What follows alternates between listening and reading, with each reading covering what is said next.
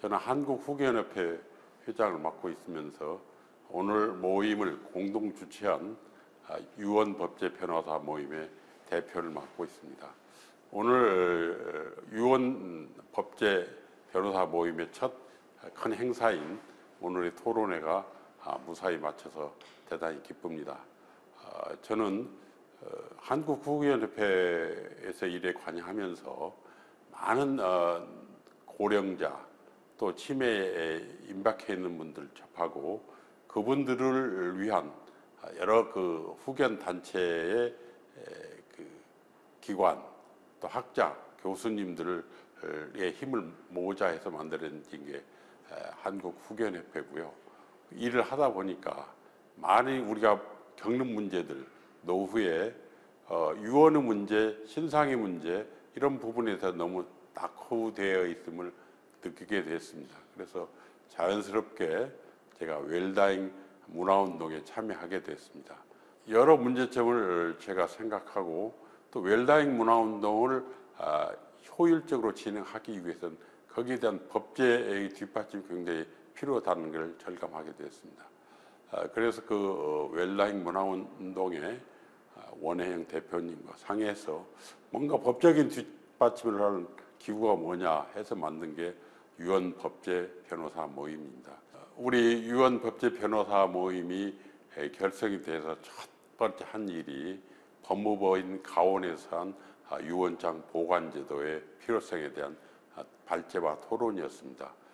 그 토론 모임에서 이영환 변호사께서 유언장 보관제도를 소개해 주셨고 이게 결국 입법을 통해서 이루어진다는 공감대가 형성되고 이게 이제 국회의원님들의 협조를 받아서 두 번째로 그 추진 동력을 얻게 된 게 오늘의 국회 토론회입니다. 아직은 회원 수도 적고 미약하지만 오늘의 이 토론회가 기점이 돼서 나아가서 문제점 많고 모든 국민들이 느끼고 있는 유언의 방식을 바꾸고 또 보관 제도를 굳건히 만들므로써 부자들만이 하는 유언이 아니라 모든 사람이 자기 삶을 마무리하기 위한 사전 설계로서 유언을 발전시켜 나가는데 밑거름이 되었으면 좋겠습니다. 오늘 여러 협조를 해주신 국회의원님들 그리고 발표자, 토론자 여러분께 감사의 말씀을 드립니다. 오늘 토론회 과정에서 나온 여러 문제점이 입법화되는 과정에서 보다 좋은 법제로 태어나길 간절히 희망합니다. 감사합니다.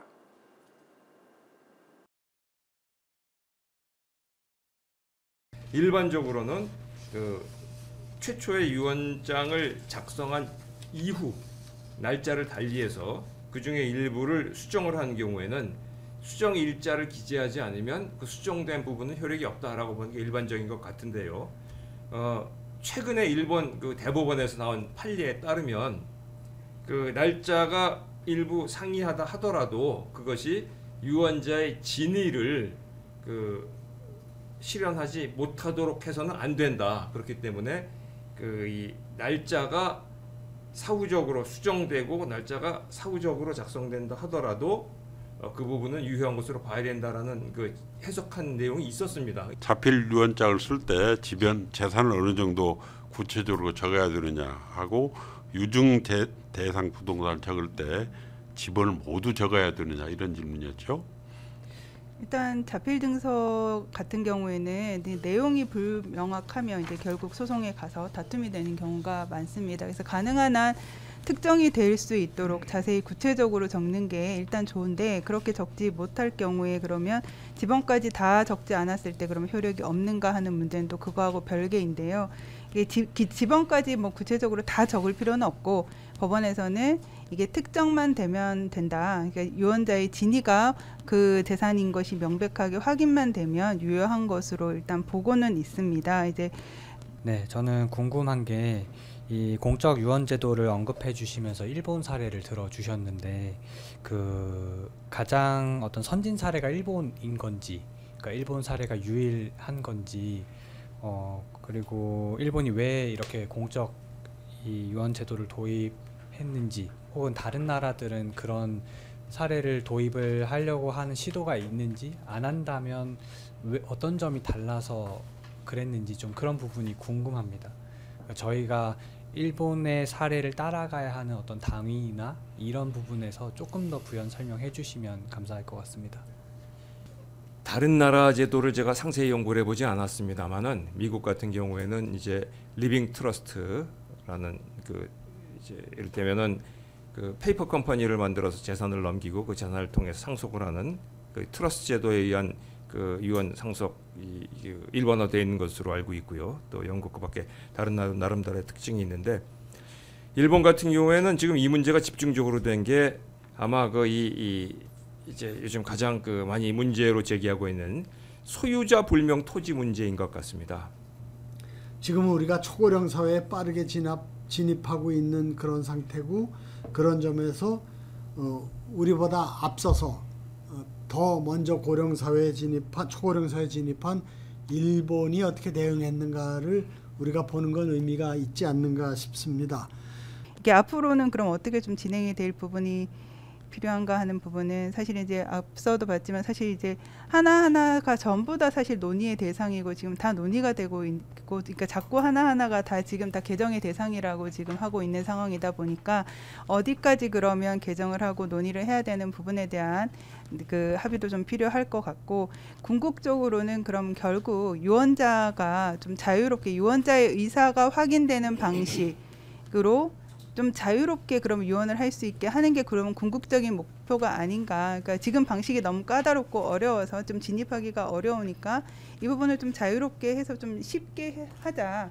근데 대신에 법적 분쟁이 좀 덜 생기게 발생할 수 있게 하되 유언자의 의사는 최대한 존중하고 쉽게 누구나 할 수 있게 하는 방향으로 가자 하는 게 목표가 될 수 있을 것 같고 또 하나는 이제 지금까지는 사회 발전이 그렇게까지 기술 발전이 안 되어 있었으니까 논의의 대상도 안 됐겠지만 이제는 정말 디지털 발전이 되게 이루어진 상황이다 보니까 누구나 이렇게 손으로 쓰는 것 위에도 이제 인적 동의성이나 내 진정한 의사라든가 그게 확인될 수가 있기 때문에 디지털 유언을 어느 정도로 어떤 방식으로 발전시킬까에 대한 문제가 조금 논의가 돼야 될 필요가 있겠다.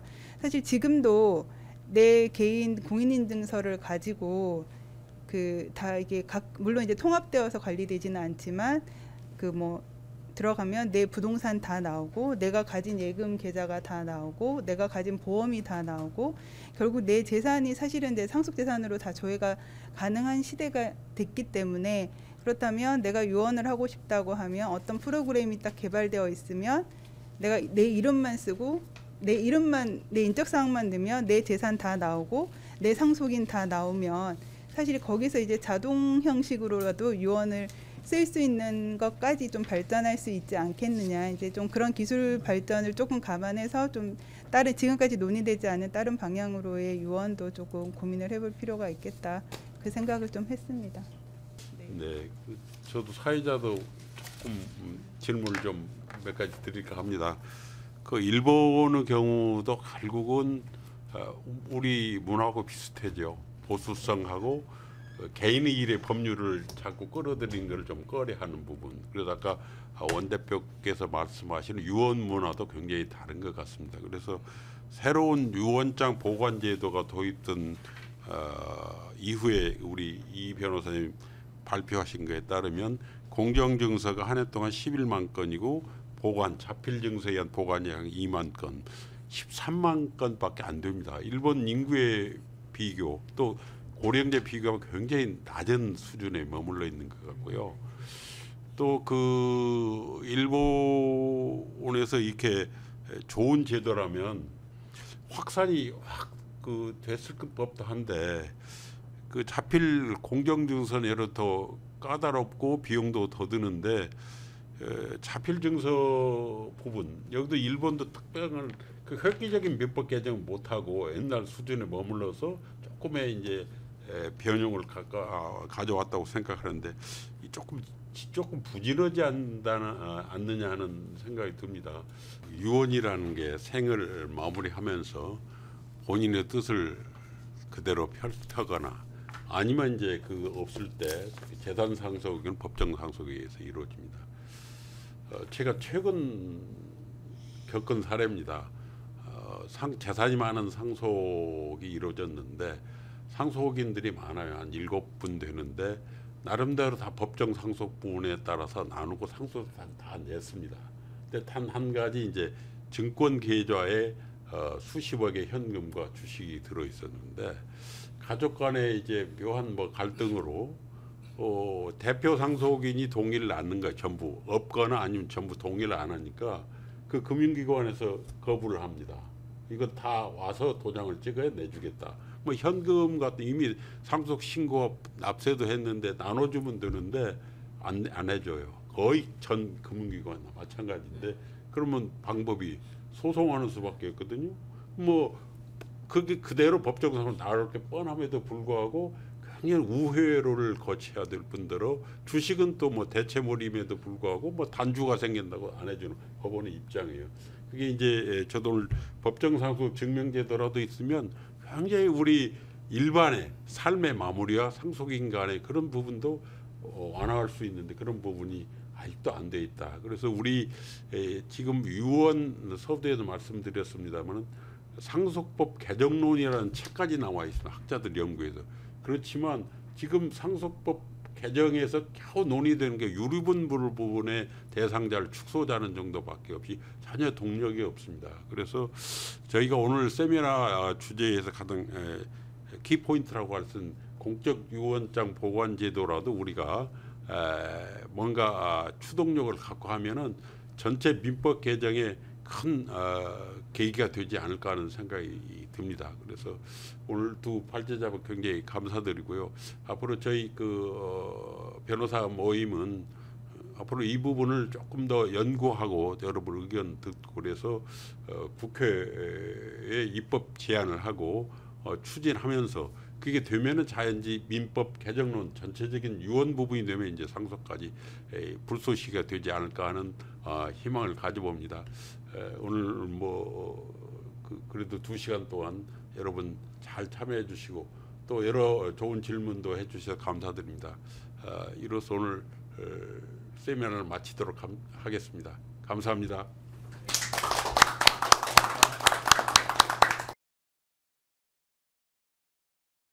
안녕하십니까? 저는 오늘 현행 유언제도 무엇이 문제인가 이 주제로 국회 토론의 사회를 맡은 조현욱 변호사입니다. 먼저 토론에 참석하신 국회의원님들을 소개하도록 하겠습니다. 여성 최초로 국회 부의장을 역임하셨고 더불어민주당 경기 부천병 국회의원이신 김상희 의원님이십니다. 존엄한 삶을 위한 웰다인 연구의 공동 대표이시자 국민의힘 대구 서구 국회의원이신 김상훈 의원님이십니다. 더불어민주당 경기 부천정 국회의원이신 서영석 의원님이십니다. 더불어민주당 경기 김포 월초선 박상혁 의원님 오셨습니다. 다음은 사성 국회의원을 역임하신 웰다인 문화운동 원태영 공동대표님 참석하셨습니다.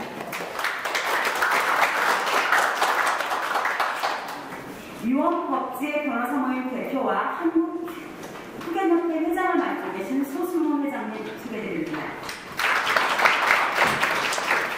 소수모 회장님께서는 오늘 토론회의 좌장도 함께 맡아주실 예정입니다. 그리고 오늘 토론의 발제자와 토론자를 소개드리도록 하겠습니다. 유언서 보관제도의 도입 필요성과 도입 방안이라는 주제로 발표를 해주신 박인환 이날의 통합전문대학원 교수님이십니다. 다음은 공적 유언제도의 필요성과 도입 방안이라는 주제로 발제를 해주신 이양원 부천종합법률사무소 대표 변호사입니다.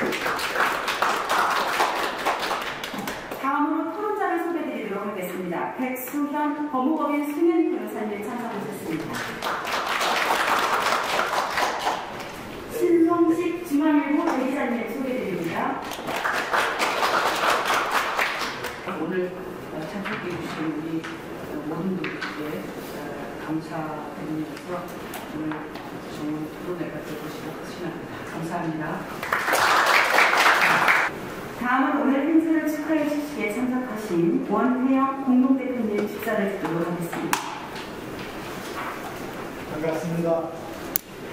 한 해를 마무리하면서 이렇게 웰다잉 문화를 우리 사회에 정착시키고 확산시키는데 가장 중요한 하나는 내 생명에 대한 결정, 이 연명인류에 대한 자율결정권을 보장하는 일, 그리고 또 하나는 내 재산을 내 뜻대로 정리하는 일, 유언장을 쓰는 일인데 그 한축이 유언장 쓰기를 보다 쉽게 일상적으로 할 수 있기 위한 어떤 법과 제도, 토대로서 유언장 보관 제도를 공무원기관, 정부가 나서서 하는 주제의 의미가 있게 돼서 정말 뜻있게 생각을 합니다.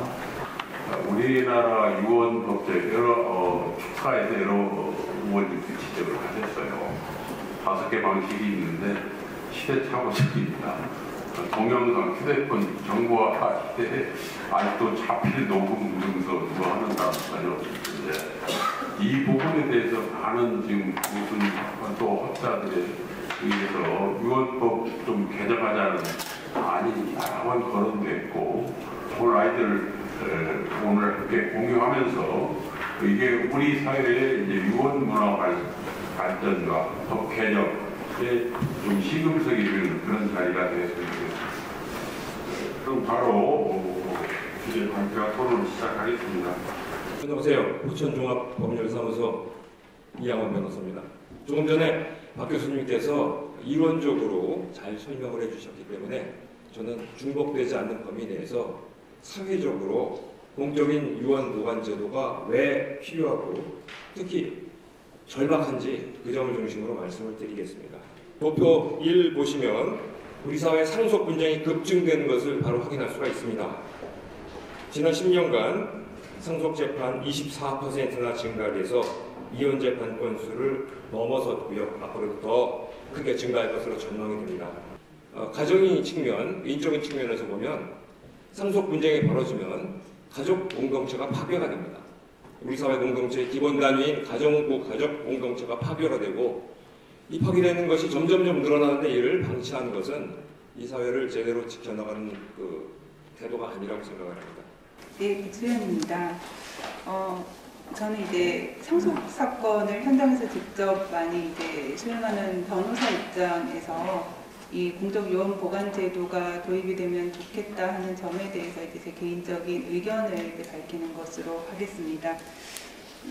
유언을 남기는 것은 이제 유언자의 몫이지만 결국 그 유언을 실현시키는 것은 유언자가 아닌 다른 사람입니다. 그러니까 피상속인한테 그 사실관계를 확인할 수 없기 때문에 이제 상속인들이 자기 자신만의 주장 가지고 이제 사소한 거 하나하나까지 다 다투다 보니까 굉장히 소송이 어려워지고요.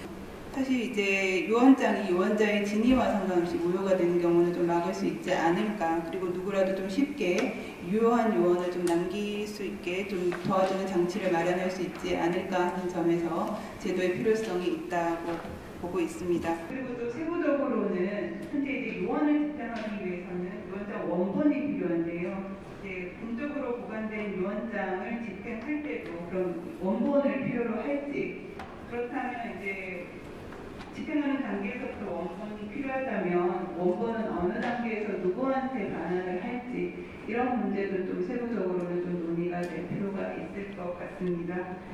이런 세부적인 논의까지 거쳐서 이 보관제도가 도입이 된다면 유언 문화가 활성화되는 제도로 기여할 수 있지 않을까 그렇게 생각을 합니다. 네, 마치겠습니다.